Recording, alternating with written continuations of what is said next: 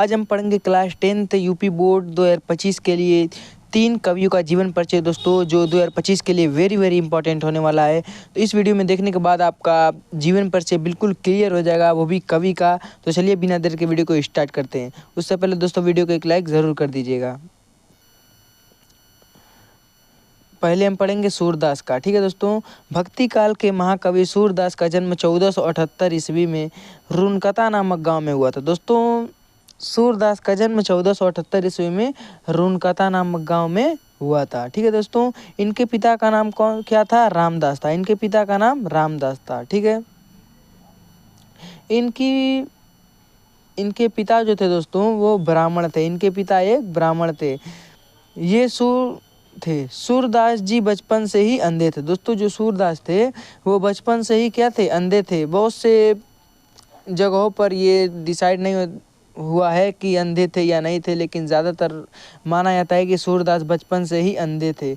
पहले सूरदास जी दीनता के पद गाया करते थे। दोस्तों जो पहले सूरदास थे वो दीनता के पद गाया करते थे, लेकिन बाद में अपने गुरु वल्लभाचार्य, दोस्तों ये भी आता है क्वेश्चन में कि सूरदास के गुरु कौन थे? तो वल्लभाचार्य थे। ठीक है दोस्तों, सूरदास के गुरु वल्लभाचार्य थे। ये आप ध्यान से देख लीजिए कि तो लिखा है कि बाद में अपने गुरु वल्लभाचार्य के संपर्क में आने से कृष्ण के लीला का ज्ञान करने लगे। दोस्तों अगर जो सूरदास थे वो वल्लभाचार्य के संपर्क में आने से फिर कृष्ण जी के लीला का ज्ञान करने लगे। उसके बाद कृष्ण की लीला का ज्ञान करते हुए 1583 ईस्वी को इनकी मृत्यु हो गई। ठीक है दोस्तों, इतना आप लोग लिखेंगे तो आपको एग्जाम में 100 नंबर मिलेगा, वो भी 2025 के लिए वेरी इंपॉर्टेंट है। तो चलिए आगे देखते हैं।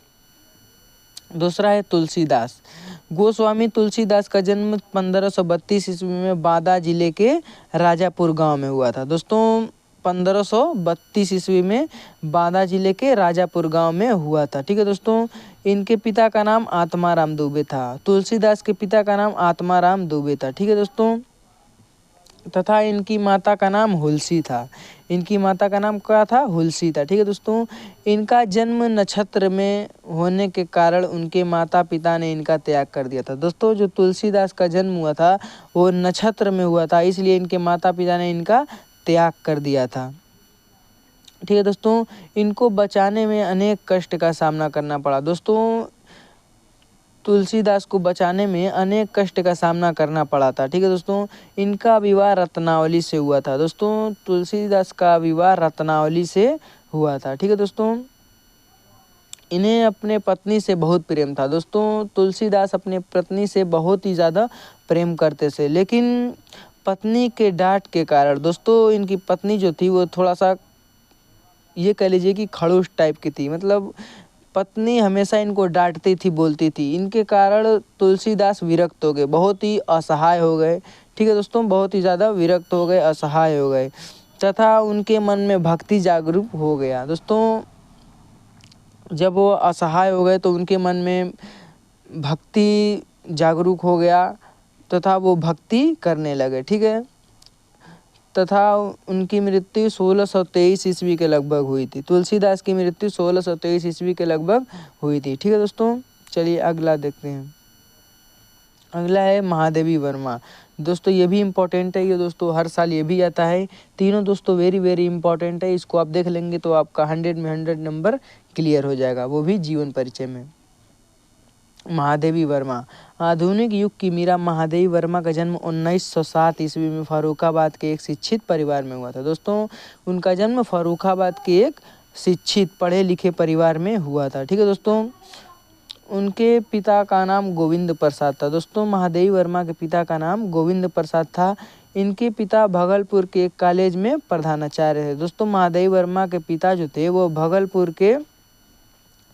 के एक कॉलेज में क्या थे?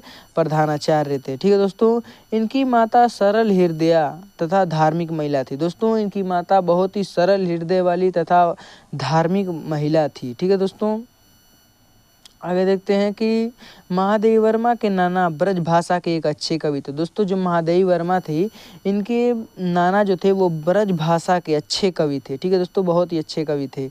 सभी लोगों का महादेवी वर्मा पर बहुत ही अच्छा प्रभाव पड़ा। दोस्तों घर में सभी लोग शिक्षित अच्छे थे, तो इनका प्रभाव महादेवी वर्मा पर बहुत ही अच्छा प्रभाव पड़ा। ठीक है दोस्तों, महादेवी वर्मा एक अच्छी कवित्री और प्रधानाचार्य बनी। दोस्तों इसी के कारण मतलब महादेवी वर्मा एक अच्छी कवित्री बनी तथा प्रधानाचार्य भी बनी। ठीक है दोस्तों, महादेवी वर्मा का विवाह मात्र 9 वर्ष की अवस्था में ही हो गया था। दोस्तों पहले बाल विवाह चलता था, तो इसी के कारण महादेवी वर्मा के मतलब विवाह 9 वर्ष की अवस्था में ही हो गया था। विवाह के बाद उन्होंने BA तथा MA किया। दोस्तों महादेवी वर्मा विवाह के बाद उन्होंने BA तथा MA किया। ठीक है दोस्तों, MA किया और परीक्षा भी उत्तीर्ण की। ठीक है दोस्तों, महादेवी जी घर पर ही चित्रकला तथा संगीत की शिक्षा प्राप्त की। दोस्तों महादेवी वर्मा जो थी वो घर पर ही चित्रकला तथा संगीत की शिक्षा प्राप्त की। दोस्तों इनकी मृत्यु 1987 ईस्वी को हो गई थी। महादेवी वर्मा की मृत्यु 1987 ईस्वी को हुई थी। ठीक है दोस्तों, इनकी कुछ रचनाएं देख लेते हैं कि इनकी रचनाएं हैं मेरा परिवार, गिल्लू, हिमालय, निहार, रश्मि, निर्जा आदि। ठीक है दोस्तों, जरूर नहीं है कि ये सब आप लिखें, एग्जाम में आप 2 या 3 लिख देंगे तब भी आपको फुल मार्क्स मिलेगा। दोस्तों अगर 2025 में आपको अच्छे से अच्छे नंबर लेकर आना है तो हमारे चैनल को सब्सक्राइब जरूर कीजिए, क्योंकि दोस्तों मैं इम्पॉर्टेंट क्वेश्चन लेकर आता हूँ ताकि आप लोगों को अच्छे से अच्छा नंबर मिल सके। ठीक है दोस्तों, तो मिलते हैं नेक्स्ट वीडियो।